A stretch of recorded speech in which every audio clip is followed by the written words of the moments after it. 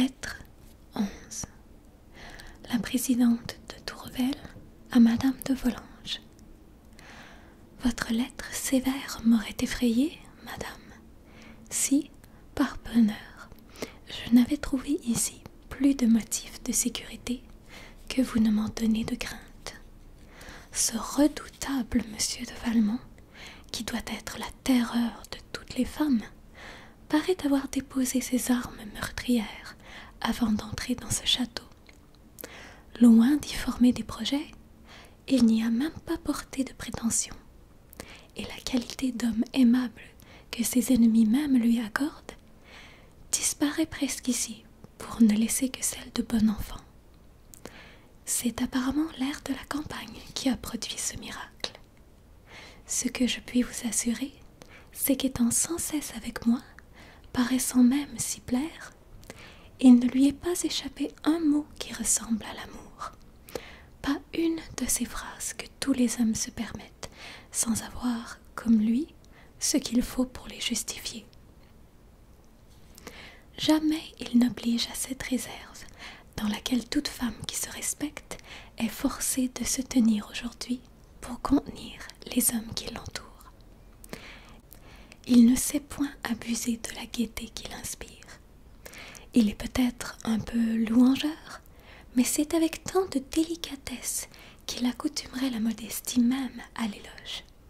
Enfin, si j'avais un frère, je désirerais qu'il fût tel que monsieur de Valmont se montre ici. Peut-être beaucoup de femmes lui désireraient une galanterie plus marquée, et j'avoue que je lui sais un gré infini d'avoir su me juger assez bien pour ne pas me confondre avec elle.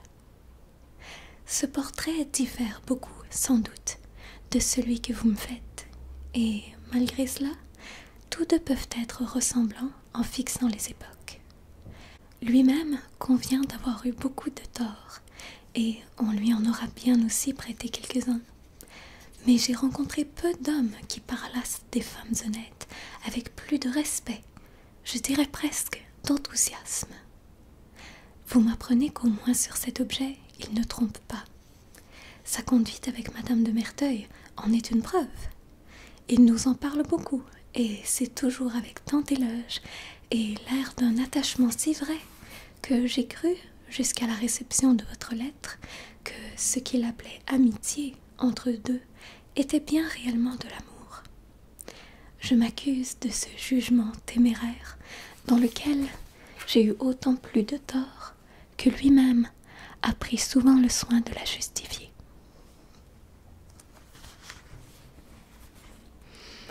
J'avoue que je ne regardais que comme finesse ce qui était de sa part une honnête sincérité.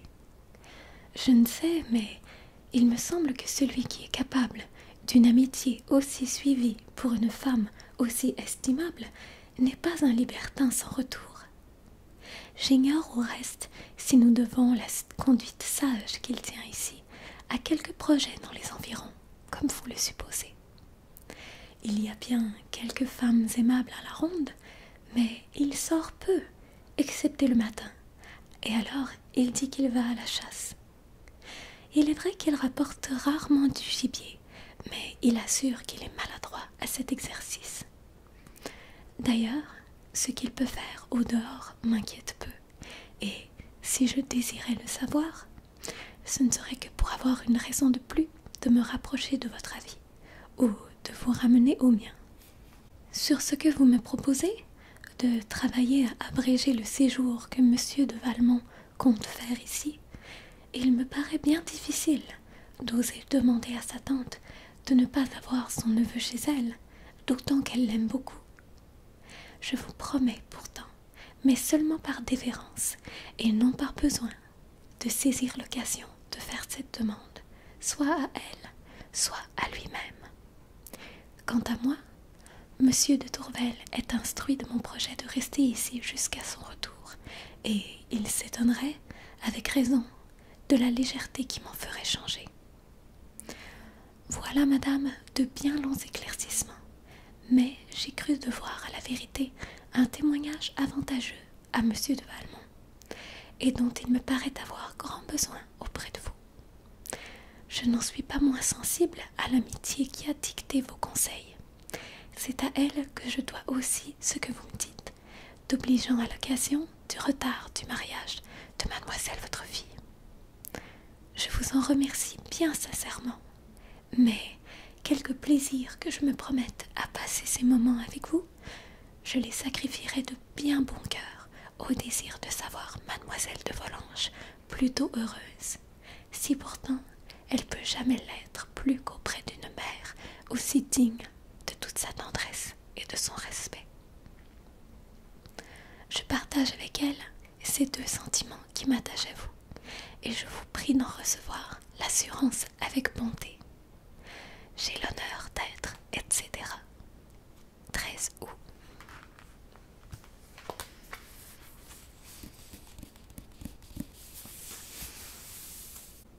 Lettre 12. Cécile Volanges à la marquise de Merteuil. Maman est incommodée, madame. Elle ne sortira point, et il faut que je lui tienne compagnie. Ainsi, je n'aurai pas l'honneur de vous accompagner à l'opéra. Je vous assure que je regrette bien plus de ne pas être avec vous que le spectacle. Je vous prie d'en être persuadé. Je vous aime tant. Voudriez-vous bien dire à monsieur le chevalier d'Ancenis que je n'ai point le recueil dont il m'a parlé, et que s'il peut me l'apporter demain, il me fera grand plaisir. S'il vient aujourd'hui, on lui dira que nous n'y sommes pas, mais c'est que maman ne veut recevoir personne. J'espère qu'elle se portera mieux demain. J'ai l'honneur d'être, etc. 13 août.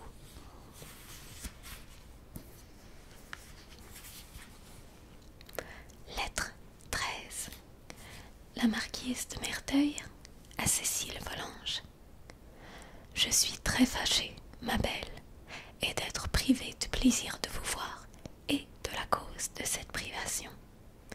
J'espère que cette occasion se retrouvera. Je m'acquitterai de votre commission auprès du chevalier d'Ancenis, qui sera sûrement très fâché de savoir votre maman malade. Si elle veut me recevoir demain, j'irai lui tenir compagnie. Nous attaquerons, elle et moi, le chevalier de Belleroche au piquet, et en lui gagnant son argent, nous aurons pour surcroît de plaisir celui de vous entendre chanter avec votre aimable maître, à qui je le proposerai. Si cela convient à votre maman et à vous, je réponds de moi et de mes deux chevaliers. Adieu, ma belle, mes compliments à ma chère Madame de Volanges. Je vous embrasse bien tendrement. 13 août.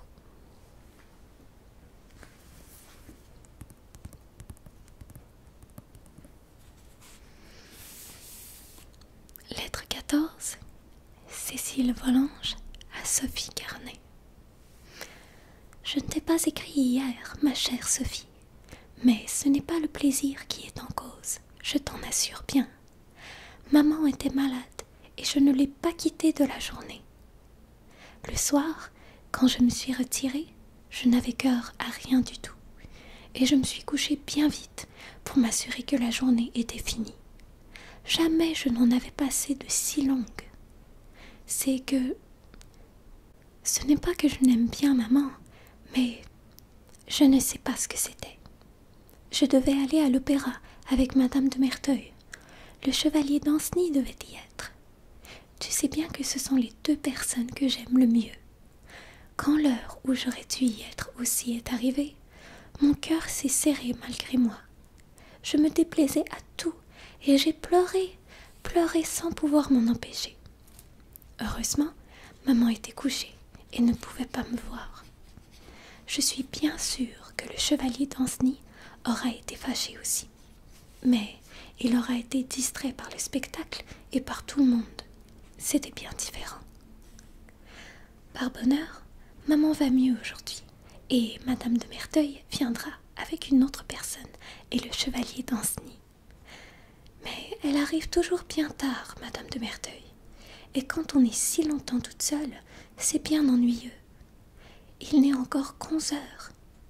Il est vrai qu'il faut que je joue de la harpe, et puis ma toilette me prendra un peu de temps, car je veux être bien coiffée aujourd'hui. Je crois que la mère perpétue a raison, et qu'on devient coquette dès qu'on est dans le monde. Je n'ai jamais eu autant envie d'être jolie que depuis quelques jours, et je trouve que je ne le suis pas autant que je le croyais. Et puis, auprès des femmes qui ont du rouge, on perd beaucoup. Madame de Merteuil, par exemple, je vois bien que tous les hommes la trouvent plus jolie que moi. Cela ne me fâche pas beaucoup, parce qu'elle m'aime bien. Et puis, elle assure que le chevalier d'Ancenis me trouve plus jolie qu'elle. C'est bien honnête à elle de me l'avoir dit. Elle avait même l'air d'en être bien aise. Par exemple, je ne conçois pas ça. C'est qu'elle m'aime tant. Et lui, oh, ça m'a fait bien plaisir.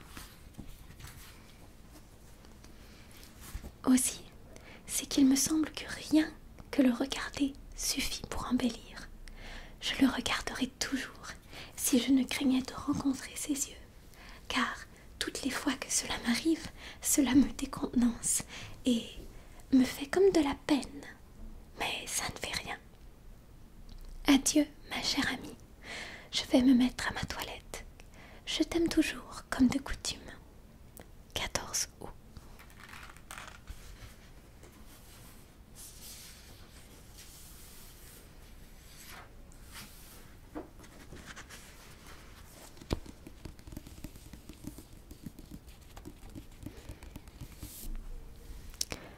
Lettre 15.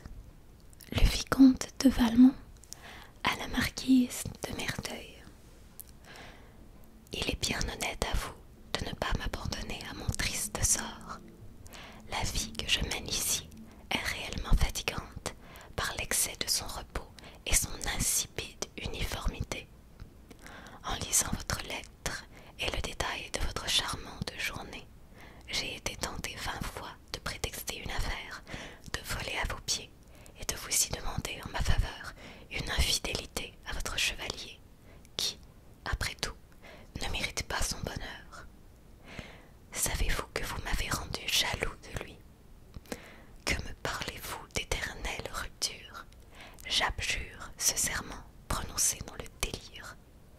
Nous n'aurions pas été dignes de le faire si nous eussions dû le garder. Ah, que je puisse un jour me venger dans vos bras du dépit involontaire que m'a causé le bonheur du chevalier. Je suis indigne, je l'avoue, quand je songe que cet homme, sans raisonner, sans se donner la moindre peine, en suivant tout bêtement l'instinct de son cœur, trouve une fidélité à laquelle je ne puis atteindre. Oh, je la troublerai. Promettez-moi que je la troublerai. Vous-même, n'êtes-vous pas humilié? Vous vous donnez la peine de le tromper et il est plus heureux que vous. Vous le croyez dans vos chaînes. C'est bien vous qui êtes dans les siennes. Il dort tranquillement, tandis que vous veillez pour ses plaisirs. Que ferait de plus son esclave? Tenez, ma belle amie, tant que vous vous partagez entre plusieurs, je n'ai pas la moindre jalousie. Je ne vois alors dans vos amants que les successeurs d'Alexandre, incapables de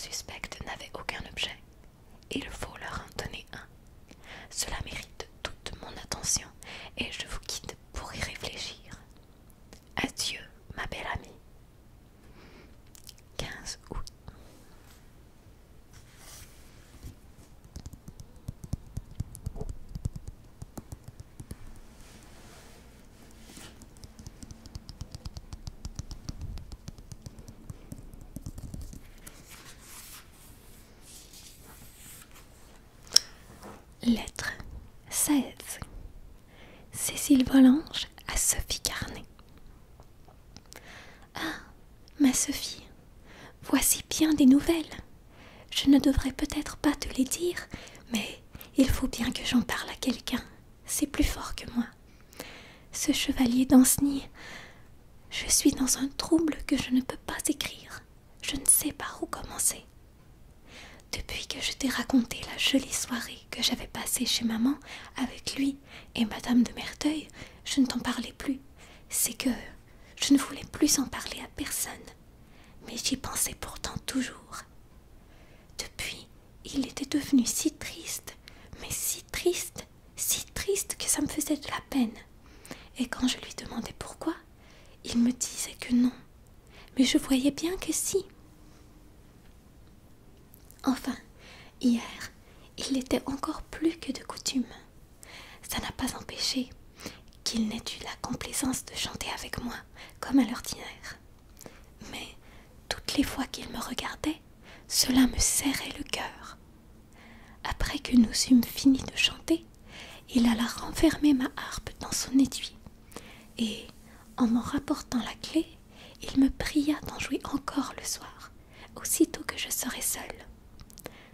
Je ne me défiais de rien du tout, je ne voulais même pas. Mais il m'en pria tant que je lui dis que oui. Il avait bien ses raisons.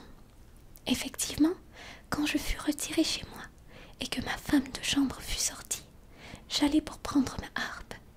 Je trouvai dans les cordes une lettre, pliée seulement et point cachetée, et qui était de lui. Ah, si tu savais tout ce qu'il me mande. Depuis que j'ai lu sa lettre, j'ai tant de plaisir que je ne peux plus songer à autre chose. Je l'ai relue 4 fois tout de suite, et puis je l'ai serrée dans mon secrétaire. Je la savais par cœur, et quand j'ai été couchée, je l'ai tant répétée que je ne songeais pas à dormir. Dès que je fermais les yeux, je le voyais là, qui me disait lui-même tout ce que je venais de lire. Je ne me suis endormie que bien tard, et aussitôt que je me suis réveillée, il était encore de bien bonne heure. J'ai été reprendre sa lettre pour la relire à mon aise. Je l'ai emportée dans mon lit, et puis je l'ai baisée comme si... C'est peut-être mal fait de baiser une lettre comme ça, mais je n'ai pas pu m'en empêcher. À présent, ma chère amie, si je suis bien aise, je suis aussi bien embarrassée, car sûrement il ne faut pas que je réponde à cette lettre-là. Je sais bien que ça ne se doit pas, et pourtant, il me le demande. Et si je ne réponds pas, je suis sûre qu'il va encore être triste. C'est pourtant bien malheureux pour lui. Qu'est-ce que tu me conseilles? Mais tu n'en sais pas plus que moi. J'ai bien envie d'en parler à Madame de Merteuil, qui m'aime bien. Je voudrais bien le consoler, mais je ne voudrais rien faire qui fût mal. On nous recommande tant d'avoir bon cœur, et puis on nous défend de suivre ce qu'il inspire quand c'est pour un homme. Ça n'est pas juste non plus. Est-ce qu'un homme n'est pas notre prochain comme une femme, et plus encore? Car enfin, n'a-t-on pas son père comme sa mère, son frère comme sa sœur? Il reste toujours le mari de plus. Cependant, si j'allais faire quelque chose qui ne fût pas bien, peut-être que M. Danceny lui-même n'aurait plus bonne idée de moi. Oh, ça par exemple, j'aime encore mieux qu'il soit triste. Et puis, enfin, je serai toujours à temps. Parce qu'il a écrit hier, je ne suis pas obligée d'écrire aujourd'hui. Aussi bien, je verrai Madame de Merteuil ce soir, et, si j'en ai le courage, je lui conterai tout. En ne faisant que ce qu'elle me dira, je n'aurai rien à me reprocher. Et puis, peut-être me dira-t-elle que je peux lui répondre un peu, pour qu'il ne soit pas si triste. Oh, je suis bien en peine. Adieu, ma bonne amie. Dis-moi toujours ce que tu penses. 19 août.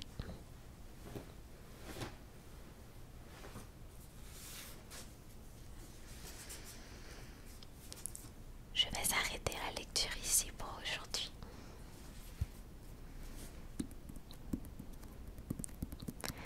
J'espère que vous avez apprécié cette lecture des liaisons dangereuses.